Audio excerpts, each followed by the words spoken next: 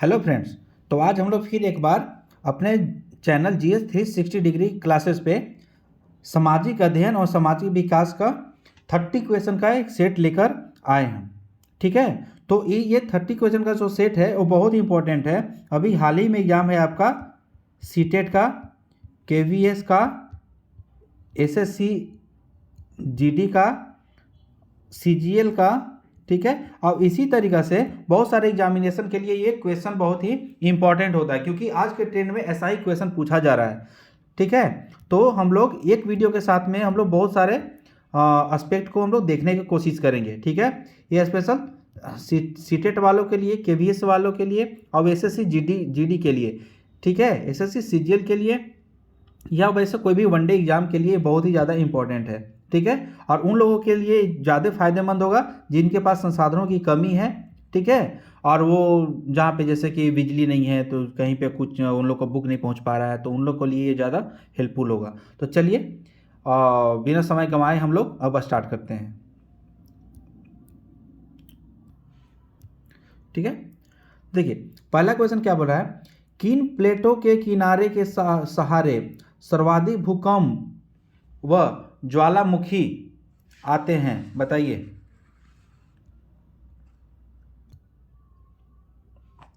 बताइए, देखिए इसका जो आपका ना क्या लिखा है, विनाशकारी प्लेट, रचनात्मक प्लेट, संरक्षी प्लेट, इनमें से कोई नहीं। देखिए विनाशकारी प्लेट वो होता है जैसे कि दो प्लेट एक दूसरे की तरफ आ रहे हैं। ठीक है, तो ये क्या होता है कि जब जब एक दूसरे की तरफ आते हैं तो एक प्लेट ऐसे आ रहा है, एक प्लेट ऐसे आ रहा है। ठीक है, तो ये प्लेट इसमें अंदर में चला गया।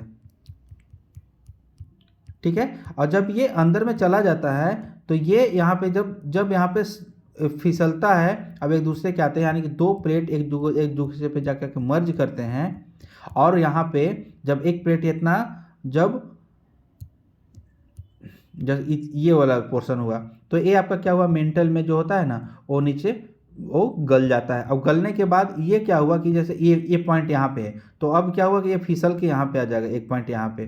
ठीक है, तो जब दो प्लेट एक दूसरे की तरफ आ रहे होते हैं और जब यहाँ पे आपका एक दूसरे से टकराते हैं या यहाँ पे नीचे बेनी ऑफ जोन में जाके ये गल जाते हैं, अब एक प्लेट जब खिसकता है तो वहाँ पे ज्वालामुखी या भूकंप की क्रिया होता है। ठीक है, रचनात्मक प्लेट क्या है, यानी कि दो दो प्लेट है और दोनों दोनों दिशाओं में जा रहे हैं। ठीक है, जब दोनों दिशाओं में ये जाएंगी तो यहाँ पे ज्वालामुखी निकलेगा और ज्वालामुखी निकल के यहाँ पे लैंड बनेगा। ठीक है, संरक्षी प्लेट होता है, यानी एक प्लेट इधर जा रहा है, एक प्लेट इधर आ रहा है। ठीक है, ठीक है, तो समझ गए। तो इसमें प्लेट किनारों के सहारे सर्वाधिक भूकंप व ज्वालामुखी आते हैं कहाँ, तो विनाशकारी प्लेटों के संग। भारत में 360 के दशक में आई हरित क्रांति में सर्वाधिक उत्पादन किन फसलों का बढ़ा था, बताइए। तो इसमें गेहूं और चावल का फसल बढ़ा था।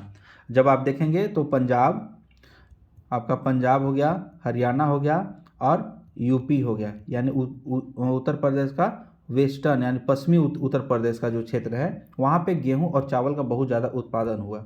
ठीक है, ये वाले क्षेत्र जो थे बहुत ज़्यादा इसमें फायदे में रहे। निम्नलिखित में से किसे राष्ट्रीय राजनीतिक दल के रूप में मान्यता प्राप्त है, ठीक है, बताइए किसे है। तो देखेंगे आप कि बसपा हो गया, कम्युनिस्ट पार्टी मार्क्सवादी, राष्ट्रीय कांग्रेस पार्टी, यानी उपयुक्त में से सभी हो गया। ठीक है, स्वराज पार्टी के संस्थापकों में से एक थे कौन, बताइए। राजेंद्र प्रसाद थे, नहीं। लाला लाजपत राय थे, नहीं। मोतीलाल नेहरू थे, मदन मोहन मालवीय थे, इन दोनों में से जल्दी चूज करके बताइए आप। इसमें आपका मोतीलाल नेहरू थे और सी आर दास थे। ठीक है, मोतीलाल नेहरू और सी आर दास दोनों मिलके ये स्वराज पार्टी का गठन किए थे। ठीक है, यानी कब हुआ था, 1923 में हुआ था, जो कि वर्क करने लगा था 1924 से। और 1925 में विट्ठल भाई पटेल को आपका लेजिस्लेटिव असेंबली का अध्यक्ष बनाया गया था, जो भारत के पहले अध्यक्ष थे। ठीक है, यानी स्पीकर जो बनाया बोला जाता है अभी। ठीक है, आगे देखिए, सूची 1 और सूची 2 को सुमेलित कीजिए। ठीक है, सुरेंद्रनाथ बनर्जी क्या था, देखिए इसको में हम लोग मिलाने का अच्छा तरीका बताते हैं। देखिए, हिंद स्वराज आप सब लोग जानते होंगे, ठीक है, तो हिंद स्वराज किसका था बताइए। सुभाष चंद्र बोस का क्या था बताइए। दादा भाई नौरोजी का तो आप लोग हर जगह पे देखे होंगे। देखिए, तो दादा भाई नौरोजी यानी कि बी का 3 मिला दीजिए। ठीक है, तो देखिए कैसे एलिमिनेट करते हैं हम लोग।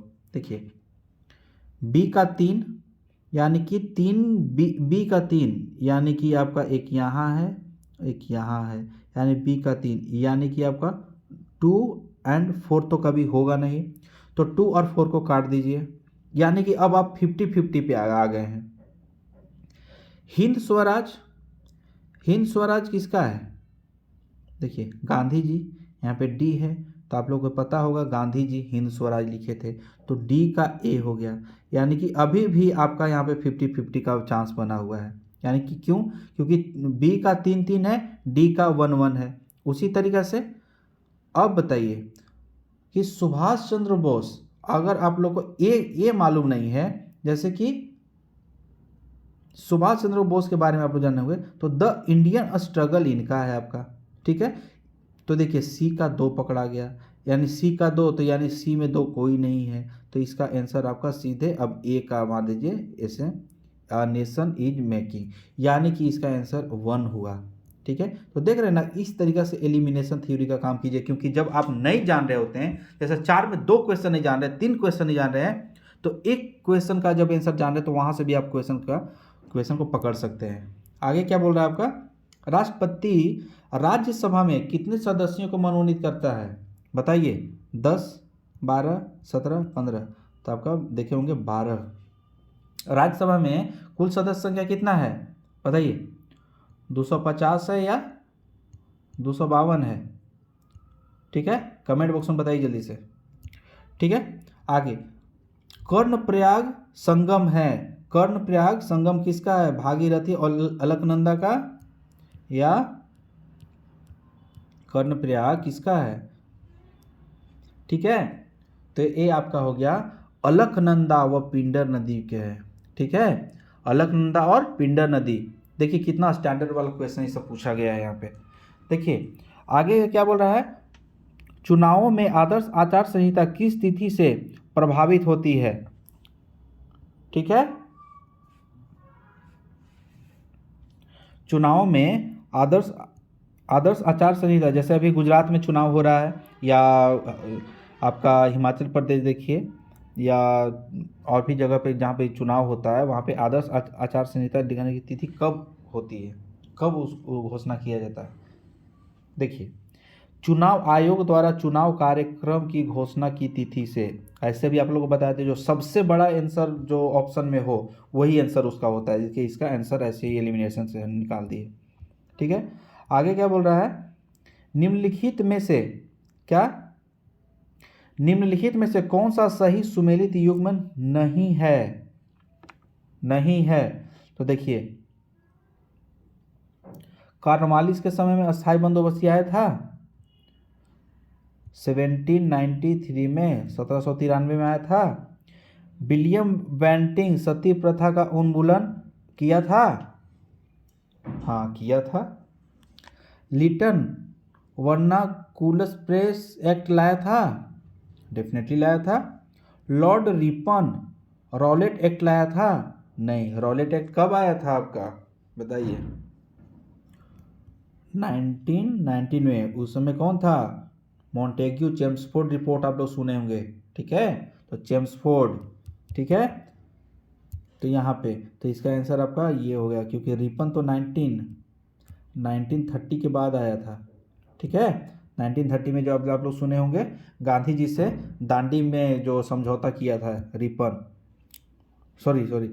बता रहे हैं, सॉरी मेजर मिस्टेक हुआ यहाँ पे। ठीक है, वो तो लॉर्ड इरविन था। ठीक है, लॉर्ड रिपन।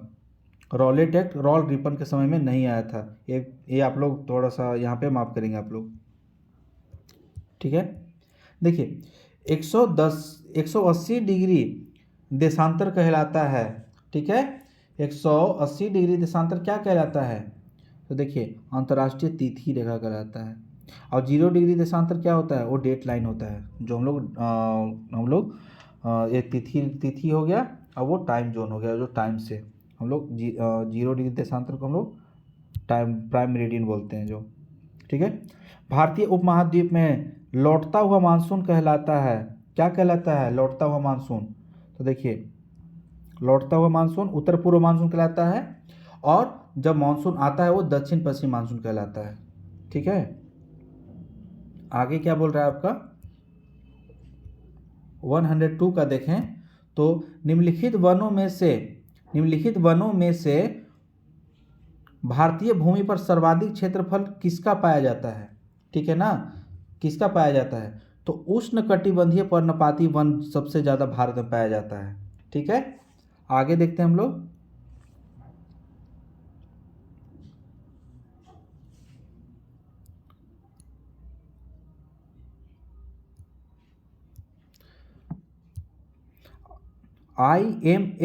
आईएमएफ के बारे में निम्नलिखित में से कौन से कथन सत्य हैं? आईएमएफ, ठीक है, इंटरनेशनल मॉनेटरी फंड, जिसका फॉर्मूला होता है इंटरनेशनल मॉनेटरी फंड, ठीक है। तो सत्य है, देखिए 188 सदस्य, ये ऐसा जब क्वेश्चन है तो वहाँ पे गलत ही होता है, क्योंकि 193 या 94 मेंबर हैं अभी, ठीक है।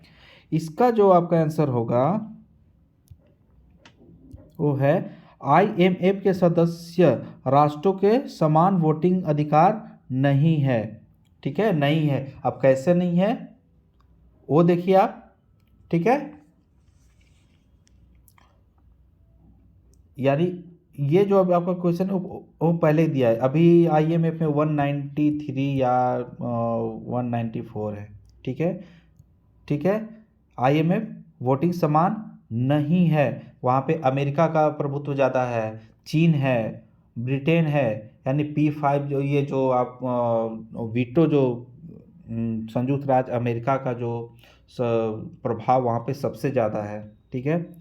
आईएमएफ क्या बोलता है कि भुगतान संतुलन संकट के समय सदस्य देशों को ऋण और तकनीकी सहायता देता है, हाँ देता है। जैसे कि 1991 में जब भारत में भुगतान संतुलन का संकट आया था तो आईएमएफ ही लिबरलाइजेशन, प्राइवेटाइजेशन एंड ग्लोबलाइजेशन का कॉन्सेप्ट लाके यहाँ पे दिया था इसे, ठीक है। तो यहाँ आपका आंसर इसका थर्ड होगा, ठीक है। लेकिन ये आप लोग यहाँ पे चेक कर लेंगे कि या ये 193 या 94 ये सदस्य हैं यहाँ पे, एक बार आप लोग इसको क्रॉस चेक कर लेंगे और कमेंट बॉक्स में बताएंगे आप लोग, ठीक है, ठीक है। आगे क्या बोल रहा है? मंगला तेल कुआं स्थित है कहाँ? ये राजस्थान में है। देखिए जिस सिद्धांत में ने फ्रांस और अमेरिका की क्रांति को जन्म दिया था वह क्या है, ठीक है। तो ये बोला था अधिकारों का प्राकृतिक सिद्धांत। इसमें बोला गया था कि हर मनुष्य का एक अपना मानवाधिकार होता है, अपना अधिकार होता है जो वो प्रकृति से लेकर यहाँ पे आता है, ठीक है। तो उसी पे ये फ्रांस की क्रांति हुई थी। आगे क्या बोल रहा है कि निम्नलिखित राज्यों में से कौन सा राज्य लोकसभा में सर्वाधिक सांसद भेजता है? बताइए कौन भेजता है सर्वाधिक सांसद, ठीक है। तो यहाँ पे आपका महाराष्ट्र आंसर होगा। कौन है? महाराष्ट्र। ऐसे अगर महाराष्ट्र से पहले भी अगर उत्तर प्रदेश होता तो उत्तर प्रदेश आप मारते, यहाँ पे आंसर सही रहता। निम्नलिखित में से किसका अर्थ विधि के किस प्राधिकार से है, ठीक है, विधि के किस प्राधिकार से है? अधिकार परीक्षा से है, ठीक है। अधिकार परीक्षा क्या होता है, परमादेश क्या होता है, बंदी प्रत्यक्षीकरण क्या होता है, उत्प्रेषण क्या होता है, ये सब आपको थोड़ा सा डीपली बताना पड़ेगा जो कि यहाँ पे संभव नहीं है। इस पे हम लोग कभी एकदम से इंडिपेंडेंट एक स्वतंत्र वीडियो बनाएंगे। किस जनगणना दशक में भारतीय दशकीय जनसंख्या वृद्धि दर अधिकतम आंकी गई? कब? बताइए। तो 1961 से 71। जनसंख्या का विभाजक रेखा किसको बोलते हैं, कब बोलते हैं? विभाजक रेखा 1921, 1921 को विभाजक रेखा, जनसंख्या का विभाजक रेखा माना जाता है। ठीक है, आगे क्या बोल रहा है? भारत के किन राज्यों तथा केंद्र शासित प्रदेशों में लिंगानुपात स्त्रियों के पक्ष में है? ठीक है, कहाँ? तो अब देखेंगे केरल में और पुडुचेरी में। केरल और पुडुचेरी में वहाँ पे स्त्रियों का जो जनसंख्या है ना वो पुरुषों से ज़्यादा है। ठीक है, सामाजिक सुरक्षा की व्यवस्था जिस विचारधारा का मूल सिद्धांत है वह क्या है? ठीक है, बताइए क्या है वो? सामाजिक सुरक्षा की व्यवस्था। ठीक है, सामाजिक सुरक्षा की व्यवस्था जिस विचारधारा का मूल सिद्धांत है वह क्या है? वो कल्याणकारी सिद्धांत है। अब इसी कल्याणकारी सिद्धांत को भारत ने अपनाया था। ठीक है, चलिए आगे बढ़ते हैं हम लोग। हरियाणा में एक ग्राम सभा बनती है। ठीक है, हरियाणा में एक ग्राम सभा बनती है। ये देखिए यहाँ पे हरियाणा बोला है, एक राज्य बताया है, लेकिन कहीं भी एक यही होता है। जैसे आप झारखंड पूछ दे, बिहार पूछ दे, राजस्थान पूछ दे, कहीं भी, तो उस गांव के पंचायत समिति में आने वाले गांव के जितने भी जो मतदान का जो पंजीकरण होता है, यानी वोटर लिस्ट में जिसका भी नाम होगा, जो 18 साल से ऊपर होगा, जिसका भी नाम होगा, वो वहाँ का वो मिलके ग्राम सभा बनाती है। ठीक है, आगे कैंसर आगे देखें हम लोग।